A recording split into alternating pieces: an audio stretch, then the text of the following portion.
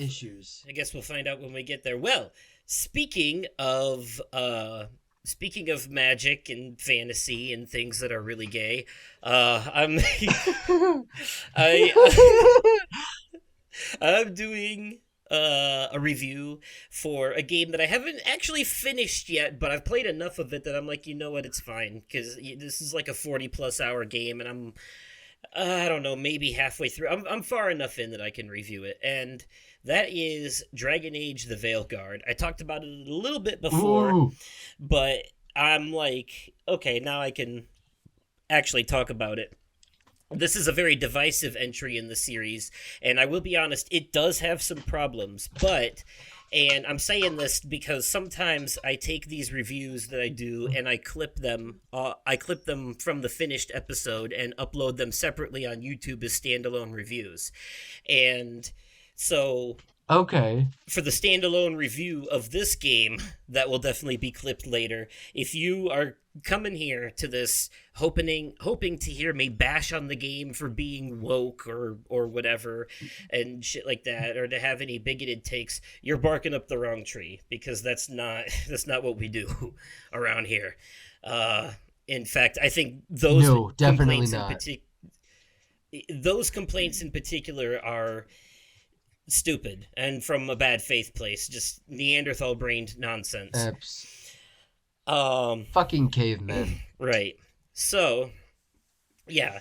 That being said, though, I do have some complaints. So this is not by any means, this and my final score of the game are not by any means validating the complaints of the moronic bigots, but there are, from someone who's genuinely enjoying the game overall, some caveats, to be honest. Especially Oh, okay. especially when compared to previous games in the series. Um, so Let's hear it. this is the fourth game in the Dragon Age series. The first one was Dragon Age Origins, then there was Dragon Age 2, and then Inquisition, and now Veilguard. The story of this one picks up 10 years after Inquisition, and I will say, although you don't have to have played Dragon Age Origins or 2 to appreciate this one, I do recommend having played Inquisition and its Trespasser DLC. Um, because there is a pickup in the story here, much like the story of Inquisition kind of plays off of the Templar Mage War that you start at the end of Dragon Age 2, and then also the evil demon monster from its DLC that it introduced, Corpheus. So, even though you play as a brand new custom created protagonist in each of these games, there are connections between, what happened in the previous ones lore wise and what's happening now.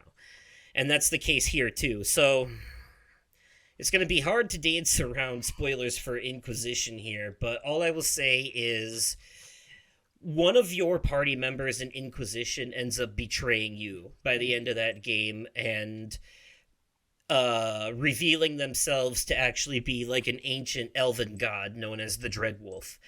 And so Okay. when this game picks up 10 years later, two of the characters from Inquisition, Varric and Lace Harding, have diverted from the Inquisition and started a ragtag group um of I don't know what they call themselves. The Veilguard they call themselves, I guess, but they're um a group of people that are basically hunting down the guy that betrayed them and trying to stop him from he's trying to undo what he did in the past by breaking the veil between our world and the spirit world, which will ultimately let a bunch of ghosts and demons into the real world, and that's not good.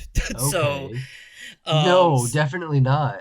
so they're trying to stop him, and they recruit the help of your player character in this one, who is known as the Rook. And the character creator in this game I'm going to compliment this character creator, but I also really hate it at the same time because if you've heard my thoughts before on these custom character creators and how I feel like they waste my time, and you'll understand after this.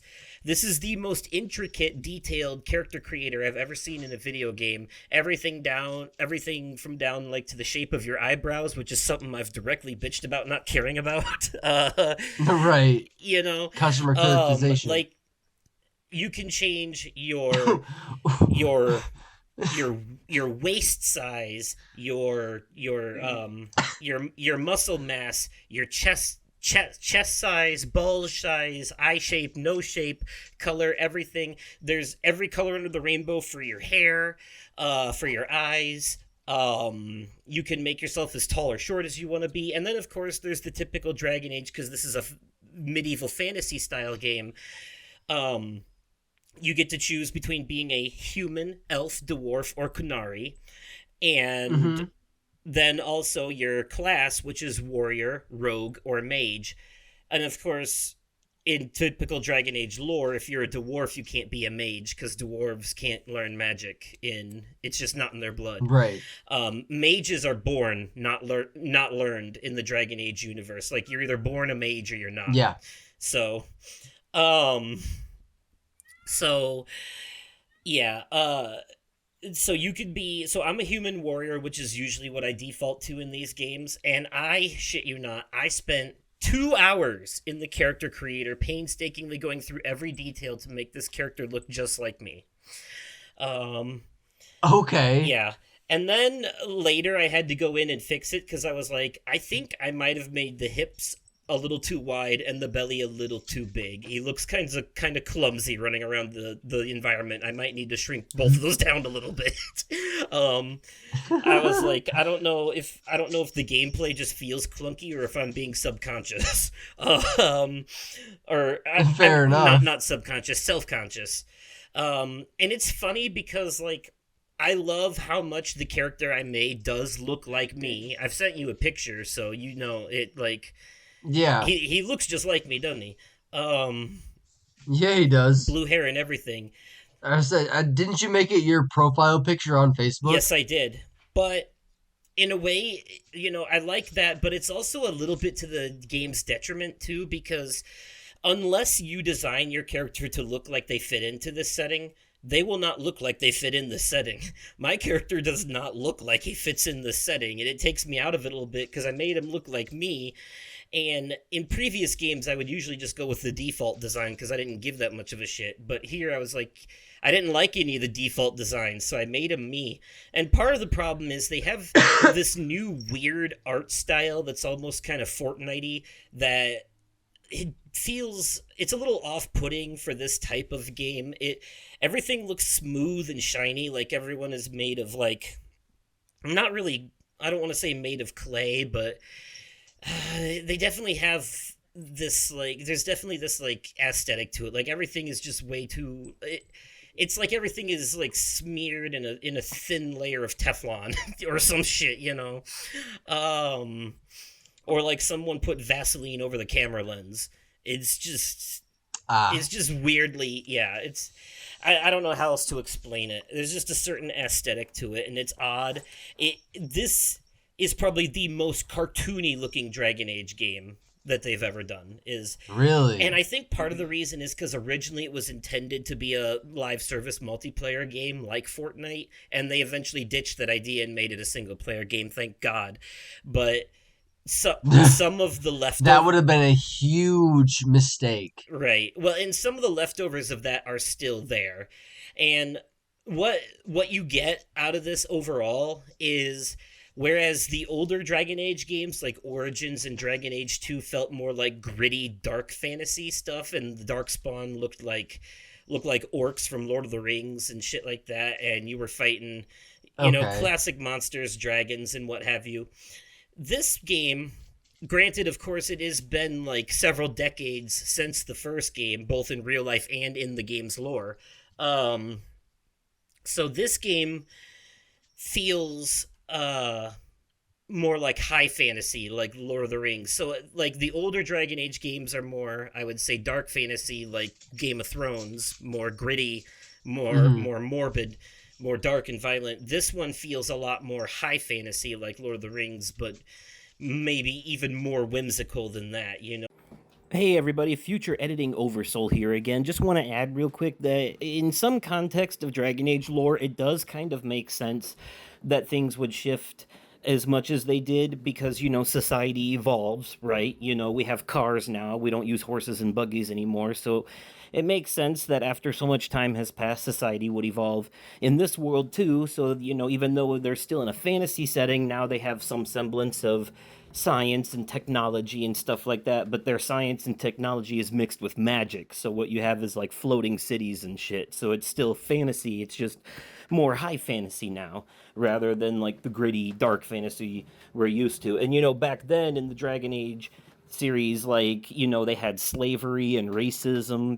Like elves were slaves, mages, if you were born a mage, you were locked in the Circle Tower, because mages were considered dangerous just for having power. So you were discriminated just because of how you were born. It was very forward thinking for its time.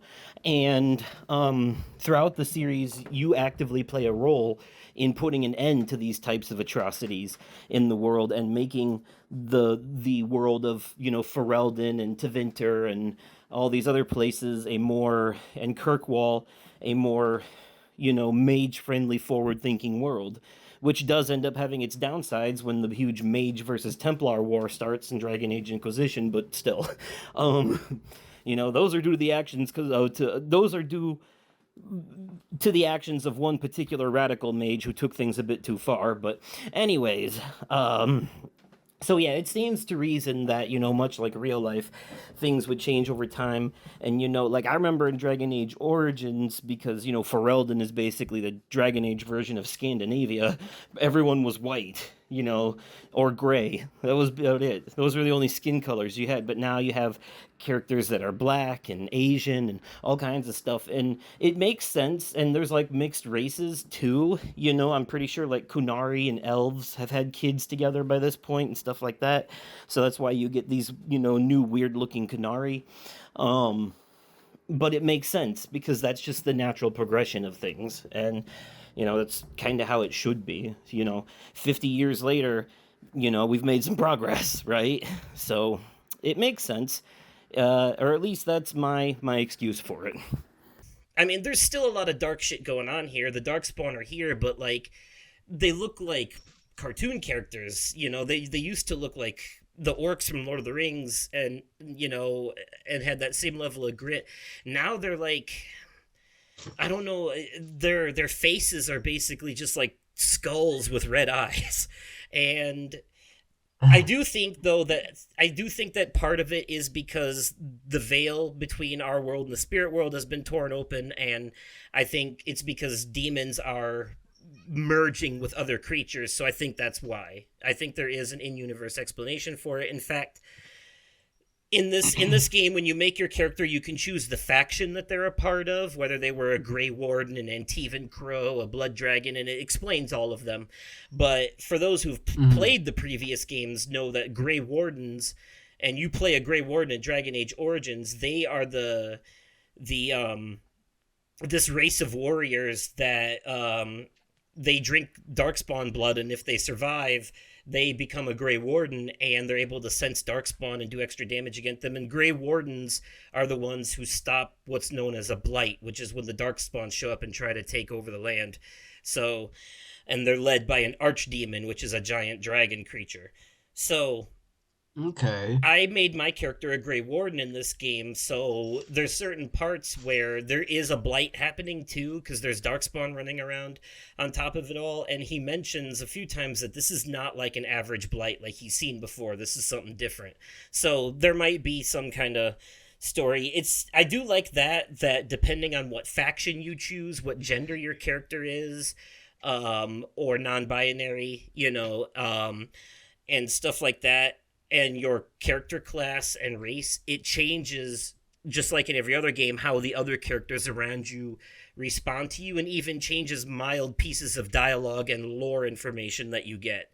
Like being a part Hmm. of one faction gives you more dialogue options with other members of that faction, for example.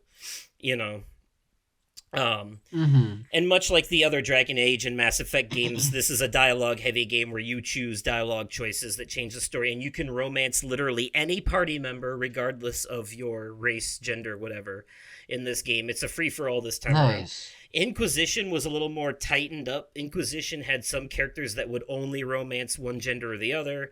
Um, I actually ended up playing as a female mage in Inquisition because the one character I wanted to romance, the elf girl Sarah, was a lesbian in that game.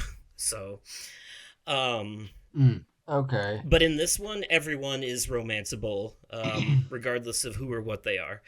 And you get like, I Nice. want to say like 7 party members total, so there's a lot to choose from.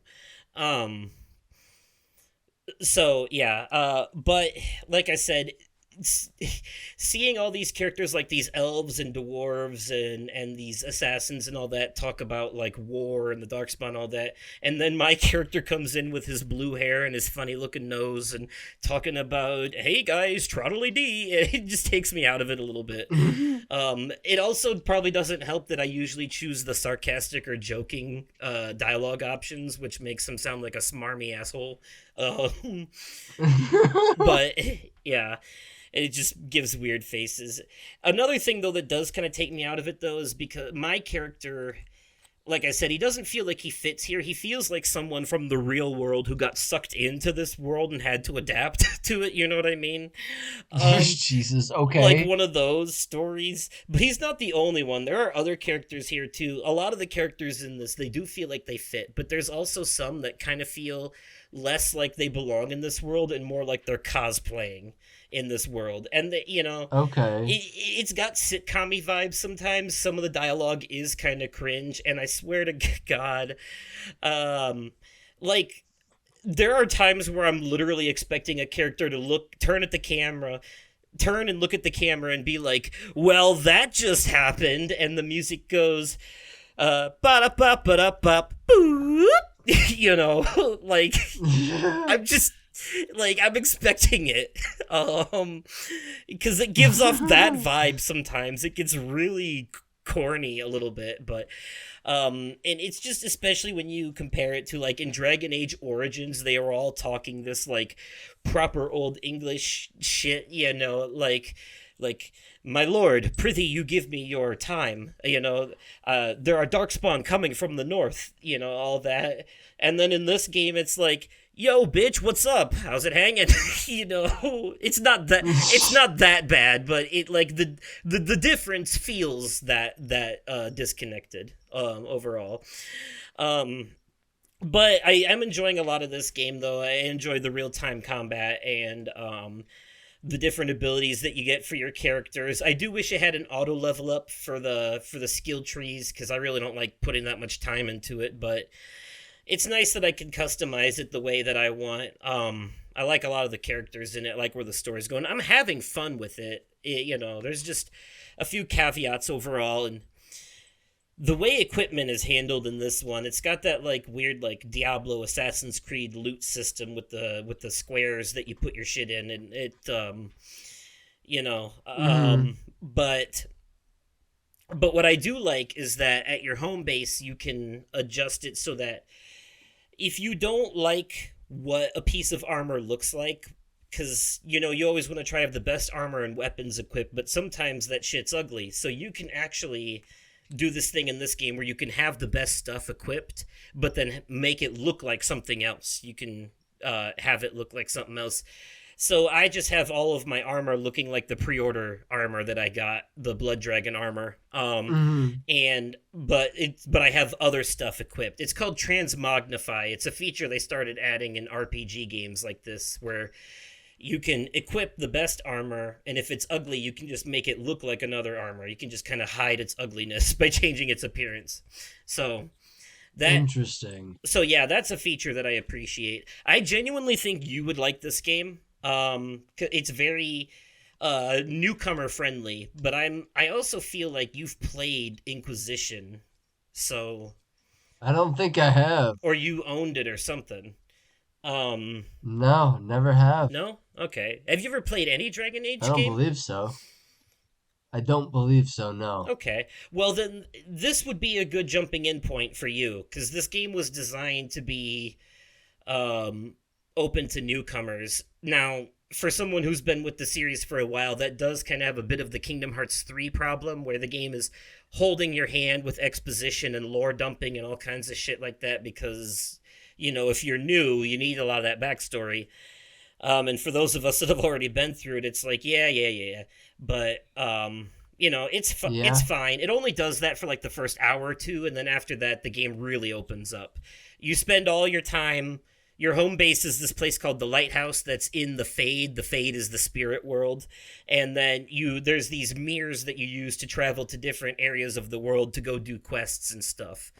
And there will be times where you have to make difficult choices. Like halfway through the Act One, there's a part where two different cities are being attacked by dragons, and you have to choose which one to go defend. And the one that you don't defend will get destroyed.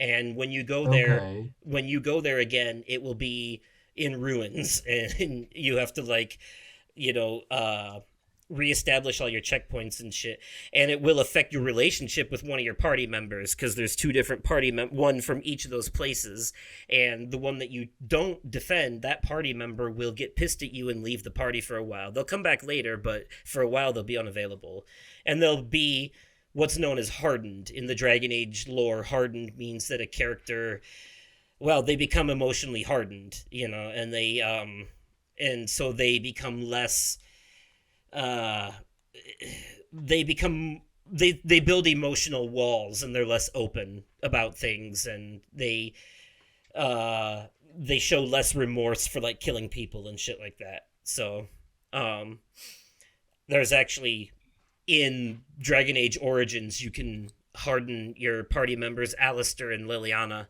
after their personal quests if you want, by your dialogue options. So, but yeah, and I know you like that kind of shit too, where your dialogue matters. And something you'd appreciate about this game is that almost every piece of dialogue has an icon on it that indicates what kind of response you're going to give. There's a thumbs up icon for optimistic, a laughing mask for sarcastic or joking, a knight with cross arms for diplomatic response, a fist for aggressive response, a exclamation point for worried response, and a tear in the eye for emotional response.